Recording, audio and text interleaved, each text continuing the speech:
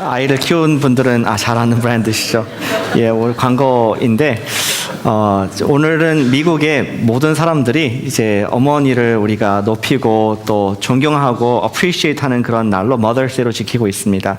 종교가 다르고 또 믿는 여러 가지 생각이 다르다 할지라도 어머니라는 공통 요소가 우리를 하나로 만들어주고 있습니다. 저희는 계속 몇 주째 바울의 선교에 대해서 말씀을 들었습니다. 오늘은 바울에 대해서 마지막으로 듣는데, 바울은 한 번도 결혼해 본 적이 없을 것으로 추정하고 또 아이도 낳아본 적이 없을 것으로 생각이 되지만, 바울은 누구보다도 뜨겁게 이 부성애라 그럴까? 모성애, 이런 자녀에 대한 사랑이 마음이 극진했던 사람인 것을 보게 됩니다. 그는 전 세계를 다니면서 잃어버린 자들, 아까 우리 유모차가 굴러 떨어졌을 때 가서 달려갔던 것처럼 많은 지금 죽어가는 사람들, 지금 지옥으로 떨어져가는 사람들을 향해서 달려가면서 어디든지 복음을 전하는 그러한 아버지의 사랑이 있는 우리 바울의 모습을 볼 수가 있습니다. 바울은 얘기하기를, 이 세상에 너무 많은 티처가 있다. 1만 명의 10,000 티처가 있지만 한 명의 아버지가 없다. 나는 복음 안에서 너희를 낳은 너희 아버지가 된다. 그런 아버지의 사랑으로 너희를 사랑한다 하면서 바울이 그가 개척한 교회들을 사랑하고 또 편지하는 모습을 볼 수가 있습니다. 우리 그리스도인의 삶이 의무가 아니라 사랑으로, 바울과 같이 아버지의 사랑으로 살아갈 수 있다면 얼마나 우리 삶이 풍성할까, 얼마나 기쁠까, 그런 생각을 해보게 됩니다. 오늘 우리가 보기 원하는 것은, 우리 바울의 삶을 통해서 보기 원하는 것은, 우리가 인생이 다 될 때까지, 우리 끝까지 사랑할 대상이 누구인가, 우리는 누구를 pursue하면서 누구를 사랑할 것인가. 함께 바울의 그 패션을 통해서 우리의 사랑의 패션을 한 번 더 세워오르는 시간 갖기를 원합니다. 몇 주간의 말씀을 잠깐 요약하겠습니다. 바울은 전 세계를 다니면서 복음을 전했는데 몇 번의 전도여행을 떠나는지 기억을 하십니까? 네, 어려우시면 제가 보기를 드릴까요? 1번 1차, 2번 2차, 3번 3차, 4번 4차. 몇 번 갔습니까? 은혜반 대단하십니다. 역시 어머님들은 존경스럽습니다. 예, 우리가 읽은 것은 여태까지 3번이지만 총 4번의 전도여행을 사도행전에서 기록을 하고 있습니다. 여러분들 조금 헷갈리시죠? 1차 때 어디 갔는지, 2차, 3차 어디 갔는지 잠깐 지도를 보면서 요약을 해보겠습니다. 1차는 이 바울이 여기 안디옥에 출발해가지고 소아시아, 지금 터키 지역이죠. 지금 시리아 현재 분쟁이 많이 있는 여기 출발해가지고 아시아 이쪽 내륙을 돌았던 것이 1차 여행이었습니다. 2차는 조금 더 나아갔습니다. 아시아를 통과해서 벗어나서 그가 유럽으로 건너가는 장면이 사도행전에 나옵니다. 여기 드로아라는 도시에서 빌립보라는 도시에 가서 개척을 하고 쭉 내려가서 데살로니가, 베레아, 데살로니가, 아덴, 아텐스, 코린트, 그리고 돌아와서 이제 에베소라는 도시까지 돌아와서 이제 다시 원래로 돌아가게 되죠. 그래서 2차 여행은 처음에 아시아를 플러스 유럽까지 갔다는 것을 이해하면 되겠습니다. 3차는 같은 길을 다시 가는데 특별히 아시아 다 돌지 않고 특별히 에베소라는 도시에서 2년 반 동안 사역을 하게 됩니다. 에베소에서 2년 반 오래 있고 그 다음에 잠깐 유럽 갔다가 다시 원래 안디옥으로 돌아오는 것이 3차 여행이 됩니다. 간단하시죠? 1차는 아시아, 2차는 아시아 플러스 유럽, 3차는 아시아 중에서 에베소 플러스 유럽, 이렇게 생각하시면 요약이 되겠습니다. 그런데 마지막 여행이 한 번 더, 성경에 기록된 여행이 한 번 더 있고 기록되지 않은 여행이 5차가 또 하나 있긴 있습니다. 4차 여행은 4차 여행이라고 부르지 않지만 보시는 것처럼 바울이 예루살렘에서 잡혀서 이제 로마의 배를 타고, 군사의 배를 타고 이송이 됩니다. 배를 타고 쭉 이송을 하면서 나중에 로마까지 가는 그 여정이 성경의 우리 사도행전 28장, 우리가 읽은 마지막 장의 모습이 되게 되는 것이죠. 이러한 여러 여행을 통해서 바울은 핍박을 받고 복음 때문에 고난을 받으면서도 그가 한 가지 소망, 내가 시저, 이 로마의 황제까지 가가지고 복음을 전하겠다는 마음으로 그가 이런 어려움을 굴하지 않고 나가는 모습을 성경에 기록을 하고 있습니다. 특별히 예루살렘에서 잡혔을 때는 그 제목이 뭐냐면은 troublemaker, 너무 많은 소란을 피운다. 유대인들 가운데 분쟁이 있으니까 유대인들이 이제 고소를 합니다. 이 바울을 로마 정부에게 넘깁니다. 당신이 재판에서 이 사람을 좀 처리해 주십시오. 근데 로마법 보니까 접촉될 게 없거든요. 그래서 바울은 이 메스에서 좀 나가고 복음을 전하고자 I want to appeal to Caesar. 내가 로마의 황제한테 내가 상소하겠다. 그렇게 얘기를 하고 본인이 로마의 군인들의 호의를 받으면서 로마까지 가는 장면을 성경이 자세하게 27장과 28장에서 기록을 하고 있습니다. 바울은 죄수의 입장으로 지금 여행을 가는데 이 여행 마지막 성경에 기록된 마지막 여행을 통하여서 우리는 바울의 마지막까지 한 사랑의 대상이 무엇인가 볼 수가 있게 됩니다. 이 성경에 없는 이야기를 조금 더 일단은 좀 보너스로 드리겠습니다. 바울이 로마에서 2년간 전도한다 하고 나서 아마 가이사도 보지 않았을까 생각이 듭니다. 그리고 어디 갔습니까? 예, 지도가. 예. 그러고 나서 바울이 로마에서 풀려나가지고 우리 유시비우스라든지 아니면은 누굽니까? 우리 교부들에 의하면은 바로 여기에서 스페인까지 갔다가 다시 돌아와서 두 번째 로마에서 잡힌 다음에 옥에서 편지를 많이 쓰고 인생을 목을 참수를 당하고 로마의 네로 황제에 의해서 사형을 당하는 것을 역사가 기록을 하고 있습니다. 어찌됐든 이 여행은 지금 바울이 아직 죽지는 않지만 그 인생의 마지막 때 그 인생의 많은 부분들을 전도로 활용한 뒤에 있었던 일을 오늘 기록을 하고 있습니다. 오늘 본문의 16절을 같이 보실까요? 28장 16절을 같이 좀 보시겠습니다. 파워포인트는 없습니다. 성경을 펴시고 같이 보시면 감사하겠습니다. 16절에 오늘 등장하는 에피소드의 첫 장면이 이렇게 되어 있습니다. 우리가 로마에 들어가니 바울에게는 자기를 지키는 한 군인과 함께 따로 있게 허락하더라. 아까 보셨던 예루살렘으로부터 로마의 여행이 끝이 나고 오늘 장면은 바울이 그 어떤 집에 들어가서 거기에서 한 군인과 지내면서 이제 우리 가이사를 만날 시간을 기다리고 있는 장면이 있습니다. 이 장면은 오기까지 조금 더 리와인드를 해서 어떻게 거기까지 가는지 설명을 간략하게 드리도록 하겠습니다. 27장에 나와 있는 내용인데 그 바울이 예루살렘에서 출발해가지고 배를 타고 로마로 가는데 그 당시에 겨울이었습니다. 추운 때였습니다. 그리고 그 지역에 사는 사람도 알지만 겨울 때에는 이 지중해에 광풍이 많이 분다고 합니다. 다시 지도 보여주실까요? 지도에 표시가 되어 있습니다. 성경에서는 유라굴로라고 하는 그러한 타이푼, 그러한 이 허리케인과 같은 바람이 계속 불었는데 이 바울의 배가 여기 어디선가 조난을 당하게 됩니다. 너무나 많은 파도와 너무나 거센 바람 그리고 물이 막 이 작은 배에 들어왔기 때문에 큰 어려움을 당하게 됩니다. 그 배에 탑승한 인원이 276명이라고 사도 우리 누가가 기록을 하고 있습니다. 그리고 그 바람이 얼마나 거센지 27장 18절에 그 정도를 우리에게 보여주고 있습니다. 20장 18절 말씀에 우리가 풍랑으로 심히 애쓰다가 이틀날 사공들이 짐을 바다에 풀어버리고 배가 크지 않았기 때문에 많은 사람들이 타고 있었고 거기 있는 카고들을 막 배 밖으로 버리는 것입니다. 비싼 물건들 여러 가지 지금 로마로 가져갈 것들을 버릴 만큼 인생이 더 중요하기 때문에 모든 것을 이제 오버보드로 버리는 그런 무서운 광풍이 불게 됩니다. 이런 광풍은 하루 이틀 끝나는 것이 아니라 자그마치 14일 동안 2weeks 동안 지속이 되게 되죠.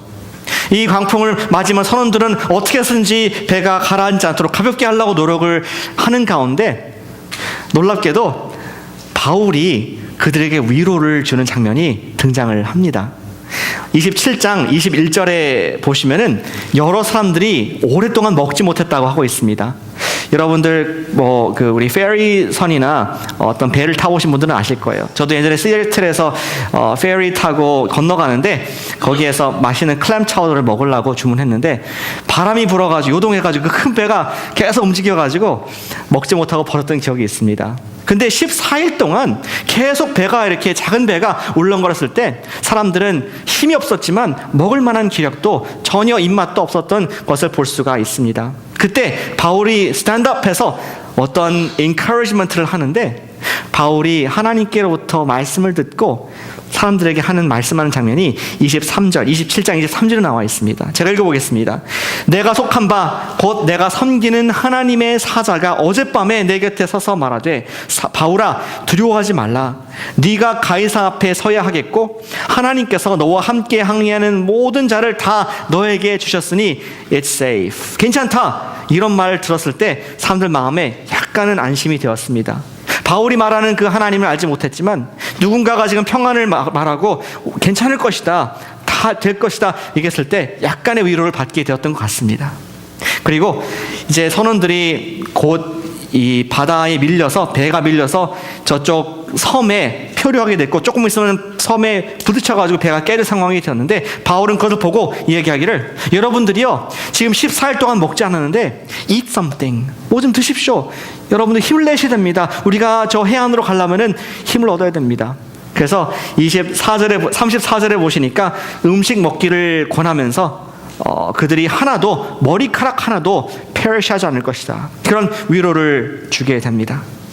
이것이 정말 위로가 되었던 것 같습니다. 왜냐하면은 이제 배가 부딪히려고 그럴 때 로마 군병들이 걱정했어요. 지금 우리가 갖고 있는 이 죄수들이 도망가면 어떡하나 하면서 우리 죄수들을 죽입시다. 백부장이 그렇게 건의를 했는데 백부장이 뭐라고 하는지 보시겠습니다. 27장 43절. 백부장이 바울을 구원하려 하여 그들의 뜻을 막고 헤엄칠 줄 아는 사람을 명하여 물에 뛰어내려 먼저 육지에 나가게 하고, 어느새 백부장은 바울이 마음에 들었던 것 같아요. Slowly but surely, 조금씩 그 마음속에 바울을 신뢰하고 바울의 하나님 말씀이 진실일까 하는 그러한 마음에 감동이 있었던 것을 보게 됩니다. 그로 말미암아 바울과 모든 죄수들이 214명 한 명도 예외 없이 다 무사히 구출이 되게 됩니다.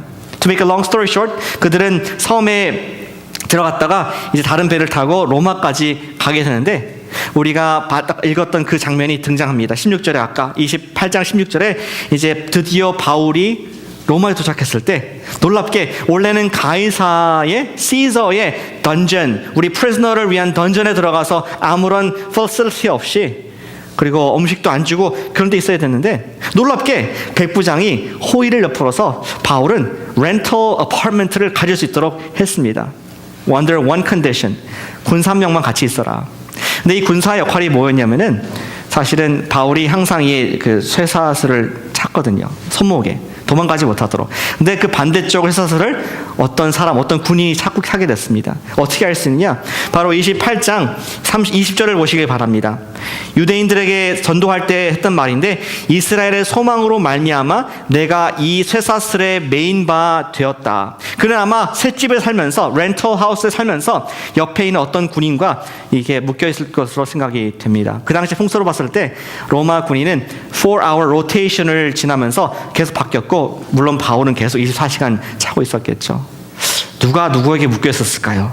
바울이 계속 전도했을 텐데 바뀔 때마다 누가 길었을지 모르겠습니다. 어쨌든 바울에게 이런 프리덤, 이방인들이 오히려 바울을 높여주고 바울로 듣고 이런 일들이 많이 있었습니다.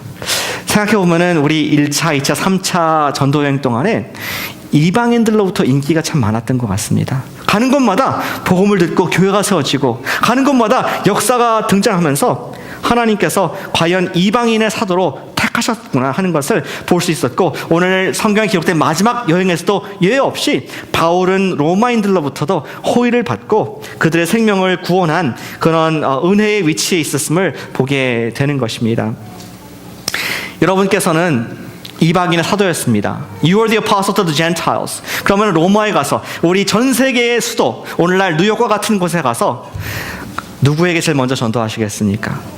내가 이방인의 수도, whole world is coming to Rome. 로마의 모든 사람들이, 모든 민족과 전 세계가 모여드는 곳인데 누구한테 전도를 하시겠습니까? 저 같으면은 그냥 multi-ethnic church로 바로 갈 것 같습니다. 그러나 놀랍게 바울의 heart는 다른 곳에 있었음을 볼 수 있습니다. 17절입니다. 28장 17절. 사흘 후에 바울이 유대인 중 높은 사람들을 청해서 그들이 모인 후에 그들에게 얘기를 하게 됩니다. 누굴 추천했다고요? 유대인의 리더들, probably 우리 로마의 회당에 있는, 시너가고에 있는 religious leader, 종교 지도자들이나 정치 지도자들을 불러가지고 이야기를 했을 것입니다. 평소 같았으면 그가 직접 회당에 가서 막 얘기했겠지만 아시다시피 내 몸이라서 그들을 초청하고 그들에게 말씀을 전하는 모습을 볼 수가 있습니다. 그런데 자세히 보시길 바랍니다. 이 얼마나 바울이 이들에게 말하는 것을 조심스럽게 그리고 애쓰면서 얘기하는지 한번 보시기를 바랍니다. 17절 후반부에 보시면은 내가 이스라엘 백성이나 우리 조상의 관습을 배척한 일이 없다. 그런데 예루살렘에서 로마인들에게 나를 내어줘서 죄수로 취급하고 있다. 나는 여러분들이 지키고 있는 유대의 관습을 다 지키고 머리도 깎고 먹지 말아야 할 것도 안 먹고 먹을 걸 먹고 하면서 내가 유대인 중에 유대인으로 살았다. 그런데 19절에 보니까 내가 지금 여기 와서 시저한테 항소하는 것도 사실 내 유대의 민족을 싫어해서가 아니라 내가 지금 오해가 있고 내가 보호받기 위해서 내가 지금 시저한테 나간 것을 지금 이해해달라.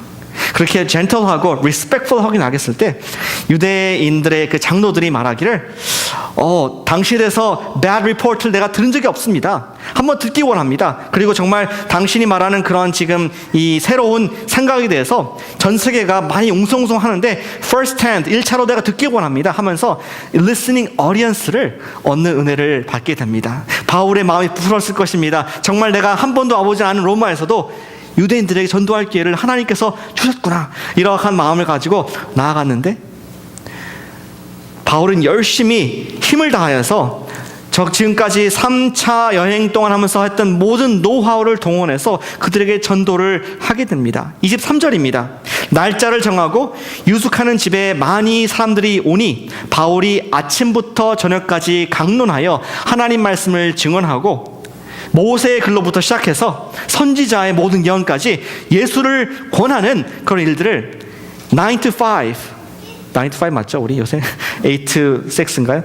9 to 5 동안에 계속 강론을 하게 됩니다. 아마 침이 마르도록 계속 예수님이 구약에 있는 그분이 메시아가 오셨다, 이스라엘의 소망이 드디어 왔고 내가 봤다는 것을 저처럼 침을 튀기면서 침이 마르도록 며칠 동안 하게 됩니다. 생각해 보십시오. 제일 유능한 church planter, 그러니까 우리 베이 에리아로 용어로 한다면은 그 비즈니스 스타트업을 해본 사람입니다. 그리고 성공해서 스탁 옵션 올렸습니다. IPO 갔습니다. 그러한 사람이 와서 새로운 지역에 새로운 교회를 개척을 하려고 그러는데, 그리고 자기의 전생애의 노하우를 가지고 다 투자해서 복음을 전했는데 어떤 결실이 나와야겠습니까? 영적 부흥이 있어서 예루살렘 제일 침례교회가 탄생하지 않겠습니까? 큰 역사가 있어야 될 텐데 결과는 조금 달랐습니다. 24절. 그 말을 믿는 사람도 있고 믿지 않은 사람도 있어 또 서로 다쳤습니다. 25절. 서로 맞지 아니하여 흩어졌다. 이게 지금 복음으로 인해서 사람들이 변화받고 교회가 생겨야 되는데 유대인들 가운데는 전혀 그런 일이 있지 않고 냉랭한 반대만이 어쩌면은 똑같이 다른 적 갔을 때처럼 유대인들은 복음을 받지 아니하는가 하는 안타까운 마음을 바울이 갖게 되었을 것이 너무나 자명합니다. 바울은 돌이키는 그들을 향해서 뒤통수를 돌이켜서 나가는 분들을 향해서 말하기를 이사야 7장 6장의 말씀을 언급하면서 6장 9절을 말씀하면서 너희가 듣기는 들어도 깨닫지 못할 것이고 보긴 보아도 보지 못하는 이사야의 그 딱딱한 마음을 표현한 것이 너희 마음이구나 하면서 반어적으로 얘기하는 거죠.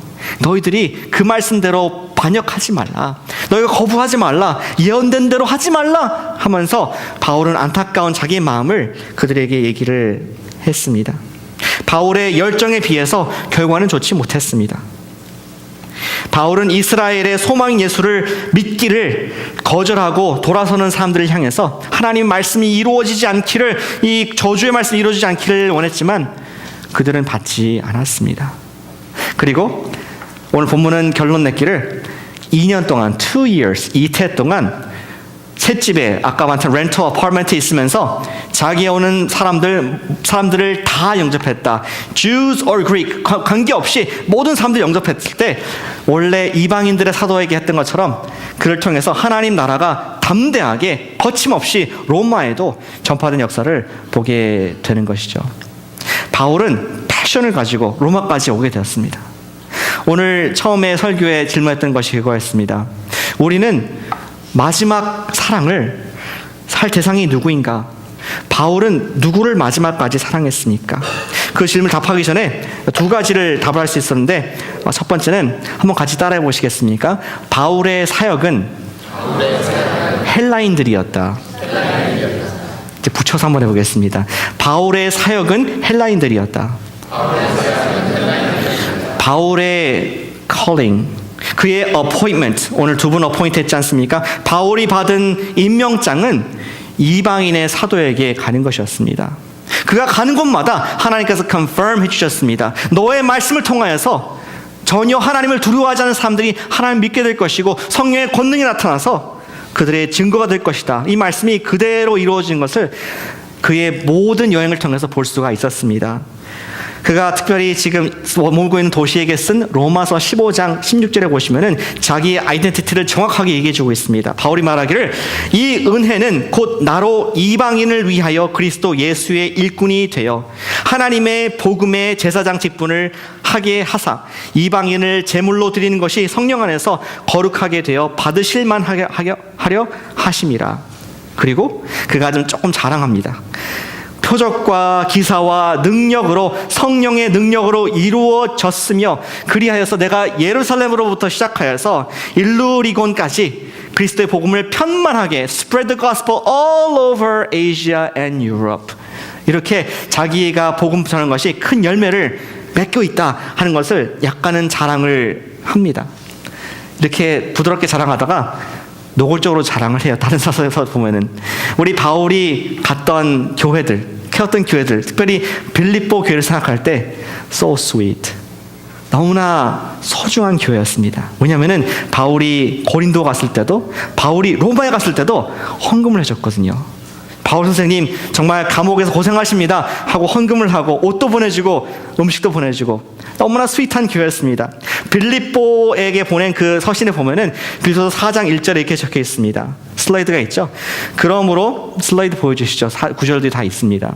그러므로 나의 사랑하고 사모하는 형제들, 나의 기쁨이요 면류관인 사랑하는 자들아, 이와 같이 주 안에서 서라. 바울이 빌립보 성도를 생각할 때 뭐라고 얘기합니까? 사랑하고 사모하고 기쁨이고 나의 crown of honor. 너희들이 생각할 때 마음이 너무 뿌듯해진다.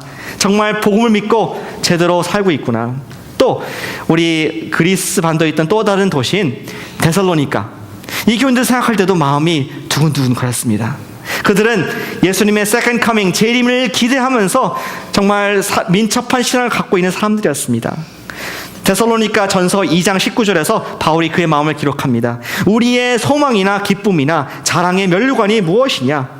그가 강림하실 때, 세컨드 커밍 하실 때 우리 주 예수 앞에 너희가 아니냐. 데살로니가 성도, 너희들의 말로 너무나 예수님 앞에 자랑거리다, 나의 크라운이다, 이렇게 말씀을 하고 있습니다. 바울의 기쁨과 자랑이 되었던 데살로니가. 그리고 또한 말썽도 많고 말도 많았던 우리 고린도 교회는 어떻습니까? 고린도 전서와 후서 쓰면서 후서 때는 해결이 됐습니다. 싸우던 교인들이 화해를 했습니다. 분파가 많았던 교회가 하나가 되었습니다. 그리고 말하기를 우리가 다시 자천하기를 시작하겠느냐. 바울이 말하는 거죠. 우리가 어찌 어떤 사람들처럼 추천서, recommendation을 너희에게 붙이거나 혹 너희에게서 받거나 할 필요가 있느냐. You are my recommendation letter. 너희가 우리의 편지라. 우리 마음에 썼고 무사람이 알고 읽는 바라. 고린도 교회를 보니까 삶 속에 성령의 열매가 맺히고 전도를 하고 내가 개척한 교회인데 사람들이 너희를 보면은 내가 얼마나 훌륭한 사람인지 알게 될 것이다 하면서 You are my recommendation, 나의 추천서다, 근데 첨부할 수 있는 추천서가 너희다 하면서 바울 마음에 자랑스러운 영적 아버지의 자부심이 느껴지는 구절을 적고 있습니다. 이 모든 이방인들 교회 가운데 바울은 자랑거리가 되었습니다. 하나님께서 주신 귀한 사역의 열매들이었습니다. 어떻게 가능했습니까? 그것은 바울에게 주셨던 독특한 은사 때문에 그랬습니다. 바울은 구약 성경을 잘 아는 그러한 회당에서 교육을 잘 받았거든요.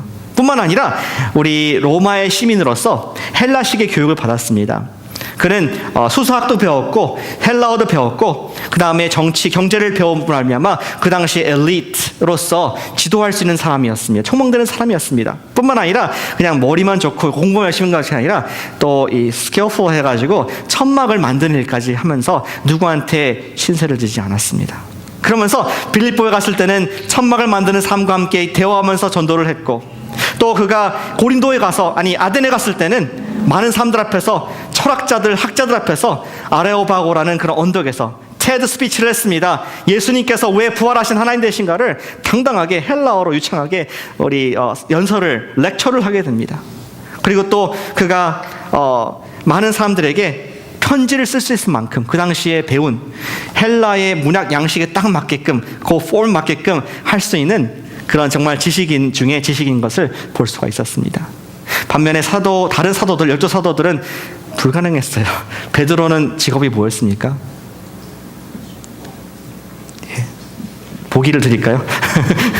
예, 1번 어부, 2번 어부, 3번 어부. 몇 번입니까?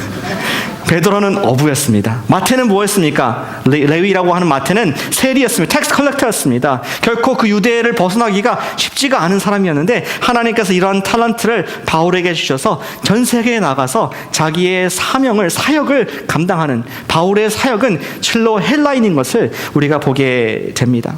우리는 하나님께서 우리에게 주신 은사에 따라서 일을 하며 그곳에서 복음의 메시지가 되어야 하겠습니다.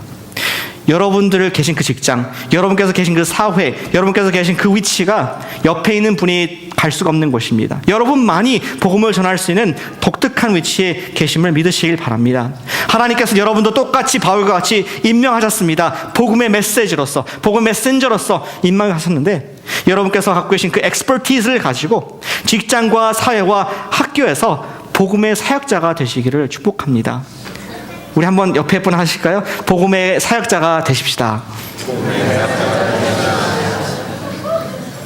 바울의 사랑은 복음의 사역자로서의 사랑이었습니다.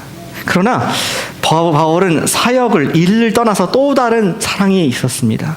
한번 같이 해보실까요? 바울의 사랑은 유대인들이었다. 사역은 헬라인이었지만 사랑은 자기의 kinsman, brother, 유대인들인 것을 볼 수가 있습니다. 바울이 일생 멋진 복음 전파를 감당하는 이방인의 사도였지만 그는 간구하지 않았던 청중이 있었는데 바로 유대인이었던 것이죠. 우리가 아까 말씀 본 것처럼 바울은 굳이 유대인들에게 갈 필요 없었습니다. 괘씸한 유대인들, 나를 로마 정부에 넘겨가지고 지금 쇠사슬을 차게 한 이 유대인들, 내가 다시는 상종하지 않아 봐라. 내가 지금 이제는 헬라인들에게만 가가지고 복음을 전해도 충분하고 하나님께서 그렇게 임명하셨다라고 말할 수가 있는 위치였습니다. 그러나 굳이 실패할 걸 알면서 왜 자기 집까지 들이면서 자기 열배를 토하면서 복음을 유대인들에게 전해야 했겠습니까? 바울은 로마서에서 그의 마음을 쓰고 있습니다. 로마서 9장 3절에 보시면은 제가 읽어보겠습니다. 나의 형제 곧 고륙의 친척을 위하여 내 자신이 저주를 받아 그리스도에서 끊어질지라도 내가 그들의 구원받기를 원한다. 바울은 왜 이렇게 많은 사람들이 우리 오랫동안 기다렸던 메시아를 믿지 않는지, 이방인들은 믿는데 왜 내 형제 자매 우리 누이는 믿지 않는지 너무나 큰 마음의 안타까움이 있음을 그의 서신서에서, 로마서에서 기록을 하고 있습니다. 하지만 바울이 keep on going 할 수 있었던 것은 무엇이냐? 비록 지금은 아니지만 언젠가는 유대인들이 돌아올 것을 예언적으로 알았기 때문에 그는 아마 밤낮 끊임없이 포기하지 않고 기도했을 것으로 상상해 볼 수가 있습니다. 우리가 전에 봤던 고린도 교회 개척했을 때 기억나시죠? 그는 배척을 당했습니다. 유대인들이 no! 안 믿겠다 했을 때 유대인 회당에서 빠져나와서 저 opposite side of town에 가서 개척한 것이 아니라 바로 유대인 회당 옆에 개척을 했습니다. 그거는 그의 마음이었습니다. 마음의 심정을 담은 것이었습니다. 내가 유대인 인진을 포기하고 이방인들에게 가지만 사실은 포기하지 않고 언제든지 기회가 되면은 이들에게도 전도하리라 하는 마음으로 그들을 멀리 떠나지 아니하는 바울의 마음, 그것이 오늘 로마에서의 바울의 마음인 것을 볼 수가 있습니다. 그가 예언적으로 로마서 11장 25절에서 말씀하기를 형제들아 너희가 스스로 지혜 있다 하면서 이 미스터리, 신비를 모르기를 원치 않는다. 이 신비는 이방인의 충만한 수가 들어오기까지 이스라엘의 더러는 우둔하게 된 것이다. 이방인들이 하나님의 나무에 grafting, 접붙여지도록 잠시 하나님께서 이 유대인들의 마음을 닫으셨다. 하지만 26절에 그 다음 절에 말하기를 온 이스라엘이 구원을 받으리라. 기록된 바 구원자가 시온에서 오사 야곱에게서 견곤치 않은 것을 돌이키게 하시겠다. 하나님께서 당신이 처음 택하신 첫째 아들 이스라엘을 버리지 않으시고 잠깐의 시간이 흐른 뒤에는 주님께 돌아오는 일이 있을 것이라고 예언적으로 말씀하면서 계속 기도했을 것으로, 계속 그들을 펄수하고 사랑했을 것으로 우리가 기대를 할 수가 있습니다. 바울의 사명은 이방인을 구원하는 것이었지만 바울의 사랑은, 불같은 사랑은 자기 육체의 현재를 전도하는 것인 것을 성경이 사도행전 전체에서, 서신서 전체에서 우리에게 말씀을 해주고 있습니다. 마지막 적용을 드리길 원합니다. 한번 겸손하게 같이 해보실까요? 가정과 목장에서 복음으로 사랑하자. 일터에서 우리가 전도를 하는 것과는 다르게 지금 우리 가족을 말하는 것입니다. 우리 유대인과 같은 경우가 우리 삶에 적용한다면 내가 너무나 잘 알고 있는 내 육신의 부모님 또는 내 육의 자녀, 어쩌면 그들이 가장 안 믿는 사람들이 있을 수가 있음을 보게 됩니다.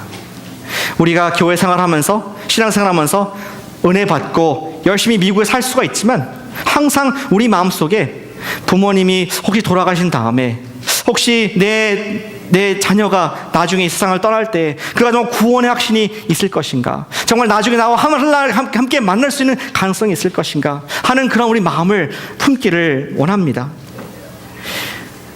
우리 그런 마음으로 구원의 확신이 없는 자녀가 있다면 자녀가 듣던 듣지 않던 자녀를 위해서 기도하길 원합니다. 오늘 특별히 어버이 주일인데 한국에 계신, 아니면 타지에 계신 부모님을 한번 우리 위해서 영적으로 기도하는 그런 시간을 가져보지 않으시겠습니까? 우리 기도하는 어머니 하니까 생각나는 분이 우리 모니카가 생각납니다. 역시 1인자, 우리 기도하는 어머니의 대표자 성 어거스틴의 어머니였던 모니카 이야기를 다시 한번 말씀드리길 원합니다. 어머니 모니카는 독실한 기독교인으로서 그녀는 아침 저녁으로 아들을 위해서 기도를 했습니다. 하루하루 살았지만 아들은 어머니의 기도와는 전혀 상관없이 정반대로 가로가는 그런 인생을 살게 되었다고 하죠. 17살이 됐을 때 그는 다른 여인과 동거를 하게 되고 또 사생아를 낳게 됩니다. 그는 또한 이단에 빠지게 됩니다. 메리커니즘, 만이교라는 그런 이단에 빠져서, 만이교는 이제 이원론적인 사고가 있는 사람들이었는데 육과 영이 다르다, 육을 내가 만족하게 할 수 있다, 영과 상관없기 때문에 하면서 육체의 쾌락을 많이 즐기는 그러한 종교를, 만이교를 따르게 됩니다. 어머니를 보면서 세상을 쾌락을 즐기는 아들을 보면서 큰 마음의 고통을 누리고 10년 동안 아들을 위해서 기도를 합니다. 이러한 잔소리를 싫었던 어거스틴은 어머니 몰래 로마로 자기 여인과 함께 배를 타고 도망을 갑니다. 이 모습을 본 어머니는 안타까워서 그를 버릴 수 없어서 그 배를 또 뒤쫓아서 따라가서 아들과 만나게 되는 것이죠. 그러다가 유명한 일화, 어거스틴이 정원에서 자기 인생을 돌아보고 있는데 갑자기 새가 말했는지 아니면 옆에 지나가는 밖에 아이들이 떠들었는지 알 수 없지만 pick up and read, pick up and read, 그 말을 들었을 때 그 마음속에 떠오르는 것이 있었습니다. 내가 하나님 말씀을 읽어야겠다. 그는 로마서 13장 13절을 읽으면서 큰 감동을 받게 됩니다. 방탕과 술 취하지 말고, 음란과 호색하지 말고, 쟁투와 시기하지 말고, 오직 예수 그리스도로 옷 입고 정욕을 위하여 육신의 일을 도모하지 말라. 이 말씀을 들었을 때 그 마음속에 확 하나님께서 자기에게 주시는 퍼스널라이즈된 말씀으로 주시는 것을 받게 됩니다. 내 인생을 화기하게 됩니다. 내가 그때까지는 어둠의 속에서 방탕한 삶을 살았구나, 이제는 내가 예수님으로 옷 입고 빛의 삶을 살아있구나, 나를 용서하셨구나 하는 깨달음을 얻고 그 유명한 고백록, 참회록을 Confessions를 쓰게 됩니다. 그리고 나서 얼마 되지 않아서 두 이제 모자는 함께 여행을 하게 됩니다. 그러다가 여행을 하다가 오스티가라는 그런 도시에서 여관에 머물렀는데 어머니 거기서 세상을 떠나게 됩니다. 어거스틴은 어머니의 장례식을 치르고 자기의 고백에 이렇게 적습니다. 그동안 어머니가 흘렸던 눈물은 금을 달라, 은을 달라, 그 밖에 어떤 복을 달라 하는 것이 아니었습니다. 그렇게 하찮고 덧없는 것을 달라는 것이 아니었고 오직 하나, 나 자신의 구원을, 영혼을 구원해달라는 눈물이었습니다 하면서 자기 인생을 어머니를 위해서 감사하는 자기 인생에 주님을 만났던 것이 15년 이상 자기를 위해서 기도한, 포기하지 아니하고 끝까지 가족을 위해서 기도한 어머니의 사랑이 있었음을 기록하고 있고, 지금까지 2000년 동안 기독교의 가장 위대한 신학자, 가장 위대한 교부로서 오늘날 기도가 계속 기념이 되고 있는 것입니다. 오늘 저는 마지막 적용으로서 어버이날을 만 여러분께 우리 마지막까지 할 사랑이 무엇이냐? 전도 좋습니다. 선교도 좋습니다. 우리 지역사회 봉사하는 것도 좋습니다. But what about my family? 내 자녀, 내 부모, 내 배우자. 죽는 순간에 우리가 돈을 남기겠습니까? 은을 남기겠습니까? 그 사람에게 영원한 생명을 주지 않겠습니까? 우리 기도할 때 오늘 혹시 부모님 한국에 계신 분에게 전화하길 원합니다. 정말 그 속에서 전화하면서 복음을 사랑으로 전하지 않으시겠습니까? 내 사랑하는 자녀에게 정말 축복해 주지 않겠습니까? 이 아이가 복음에서 빗겨나지 않도록 예수님의 사랑을 알아서 평생 영원한 것을 바라보며 살 수 있도록, 그렇게 기도할 때 사도 바울과 같이 make sense 하지 않지만 우리의 추구한 영원한 그 사랑을 추구하면서 사명 플러스 사랑, 그걸 추구하며 살아가는 복된 저와 여러분 되시기를 축복합니다. 기도하시겠습니다.